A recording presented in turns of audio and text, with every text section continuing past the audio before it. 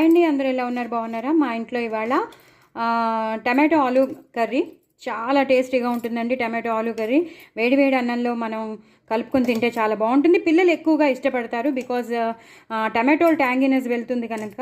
అలాగే చపాతీస్లోకి, పూరీలోకి చాలా టేస్టీగా ఉంటుంది. అలాగే మామిడికాయ కొంచెం పులుపు కొంచెం తీపి ఉందండి, చాలా టేస్టీగా. చాలామంది మనం పండిపోయింది కదా అని పడేస్తాం. అలా పడేయకుండా మనం దీంతో పచ్చడి చేస్తే మాత్రం చాలా టేస్టీగా ఉంటుంది.